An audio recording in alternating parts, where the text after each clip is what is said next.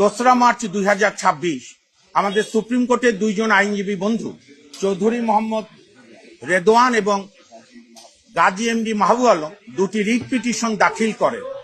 যে দুটি writ পিটিশনে challenge করেন ওনারা যে এই যে জুলাই জাতীয় সনদ উইদিন ব্র্যাকেট সংবিধান সংস্কার বাস্তবায়ন আদেশ এবং আরেকটি গণভোট অর্ডিন্যান্স, এই দুইটি কেন অবৈধ হবে না, কারণ সংবিধানের সঙ্গে সাংঘর্ষিক।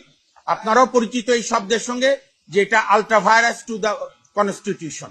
গতকাল সুপ্রিম কোর্টের একটি সম্মানিত রিট বেঞ্চে, দ্বৈত বেঞ্চে বিচারপতি মোহাম্মদ রাজিকাল জলিল এবং বিচারপতি মোহাম্মদ এমডি আনোয়ার ইসলাম মহোদয়ের কোর্টে আমাদের সুপ্রিম কোর্টের সিনিয়র আইনজীবী এহসানুল করিম এবং আমরা হিয়ারিং করি ও ব্যারিস্টার জ্যোতির্ময় বড়ুয়া সহ অনেক আইনজীবীগণ হিয়ারিং করে।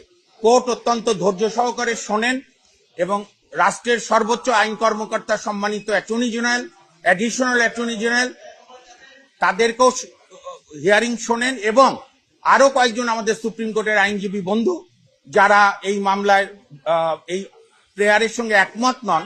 যদিও প্রথা নাই রুল ইস্যুর আগে কাউকে শোনা, কিন্তু তবু কোর্ট শুনেছে অ্যাজ এ লিবারাল ভিউ। এবং আজকে আদেশের জন্য ছিল, আজকে আদেশ হয়েছে, মহামান্য হাইকোর্ট আদেশ দিয়েছে যে রাষ্ট্রপতি কর্তৃক প্রণীত 13/11/2025 জুলাই জাতীয় সনদ সংবিধান সংস্কার বাস্তবায়ন আদেশ কেন অবৈধ হবে না, সেই মর্মে 4 সপ্তাহের মধ্যে রুল দিতে বলেছে। এবং আরো একটি গণভোট আদেশ, সেই গণভোট অর্ডিন্যান্স যেটা, সেটাও কেন অবৈধ হবে না, সেই মর্মে রুল জারি করতে বলেছে। অর্থাৎ এর মধ্য দিয়ে জুলাই বাস্তবায়ন সংস্কার আদেশ এবং গণভোট সুপ্রিম কোর্টের বিচারাধীন বিষয় হয়ে গেল। আমরা আশা করি ঈদের পরে কোর্ট খুললে এটা চূড়ান্ত শুনানি হবে। এবং আমাদের মূল গ্রাউন্ড ছিল যে রাষ্ট্রপতি যে অধিকার বলে অর্ডিন্যান্সটা করেছে গণভোটের, সেটা হচ্ছে আমাদের সংবিধানের 93 অনুচ্ছেদে। সেখানে আছে রাষ্ট্রপতি এমন কোন অর্ডিন্যান্স করতে পারবে না যে বিষয়বস্তু আমাদের সংবিধানে নাই। আমাদের বর্তমান সংবিধানে গণভোটের কোনো বিধান নাই। আর আরেকটা আমরা যে বেসিক রিজনটা বলেছি, কোর্ট প্রাইমা ফেসি কনসিডার করেছে যে 1972 সালের পর থেকে, সংবিধান গৃহীত হওয়ার পর থেকে প্রেসিডেন্ট অর্ডার বলে কোনো কিছু আমাদের রাষ্ট্রের সাংবিধানিক কাঠামোতে নেই। কাজে দুটি কেন ইলিগাল হবে না, এই মর্মে রুল দিয়েছে এবং এই দুইটি বিষয় এখন সর্বোচ্চ আদালতে বিচারাধীন।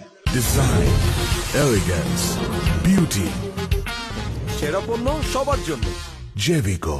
না, আপনারাও সবাই অভিজ্ঞ, এখানকে বিদগ্ধ সাংবাদিক। কোনো আইনকে চ্যালেঞ্জ করলে স্টে কখনো দেয় না এবং আমরা স্টে চাইও নি।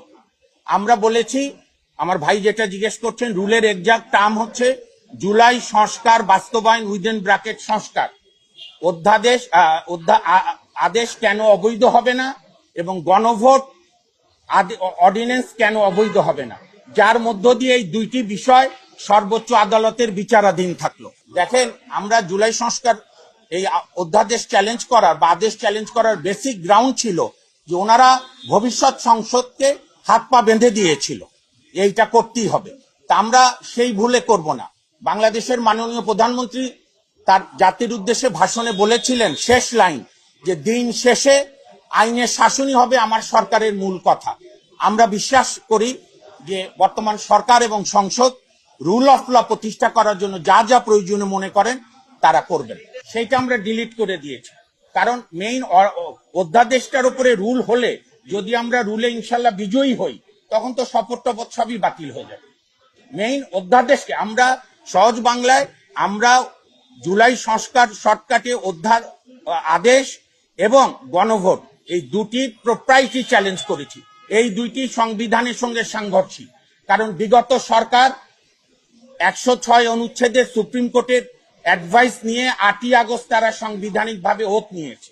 সো বাংলাদেশ সবসময় সাংবিধানিক শাসনের মধ্যে ছিল না। এটি আমার বন্ধুরা হয়তো বলছেন হয়তো বিভ্রান্তি ছড়ানোর জন্য। নির্বাচন আমাদের সংসদীয় গণতন্ত্রে, নির্বাচন যে কোনো সময় হতে পারে। আপনারা অবগত আছেন, বিশ্বের বহু গণতান্ত্রিক দেশে মধ্যবর্তী নির্বাচন হয়। 2 বছর পর হয়, রাষ্ট্রপতি মনে করে সংসদ ভেঙে দেওয়া দরকার। এইখানে পৃথিবীর কোন সংবিধানে, আমি একজন সাংবিধানিক আইনের ছাত্র হিসাবে, কোন সংবিধানে আমি দেখিনি যে কোন দেশের প্রধানমন্ত্রী পালিয়ে গেলে সেই দেশে কি হয়। আপনার সুন্দর প্রশ্নের জন্য ধন্যবাদ। গণ আন্দোলন, গণ অভ্যুত্থান জুলাইতেই প্রথম না, আমরা আমাদের ছাত্র জীবনে 90 গণ অভ্যুত্থান করেছি। সংবিধানে নেই না, সেটা না থাকলেও জনতার আন্দোলনে পরে সেটাকে রেটিফাই করেছে। আরেকটা বিষয় আমরা ক্লিয়ার করে দেই, আমি একজন আইনজীবী হিসাবে এবং আমাদের রিট পিটিশনার, আমরা কোন অবস্থাতেই সংস্কারের বিরুদ্ধে না। আমরা পর্যাপ্ত সংস্কার চাই, সংবিধানের, গণমাধ্যমের, বিচার বিভাগের, নির্বাহী বিভাগ, পুলিশ, কিন্তু সেটি হতে হবে বৈধ আইনি কাঠামোর মধ্যে, নাহলে সবই ভেস্তে যাবে। এবং নির্বাচনের সঙ্গে এর কোনো দ্বন্দ্ব নেই। আমরা অন্তর্বর্তী সরকারকেও চ্যালেঞ্জ করিনি, তারা তো সংবিধানের 106 প্রধান আপিল বিভাগের অ্যাডভাইস নিয়ে ওত নিয়েছে সংবিধান রক্ষা করবে, আমরা সেটাকেই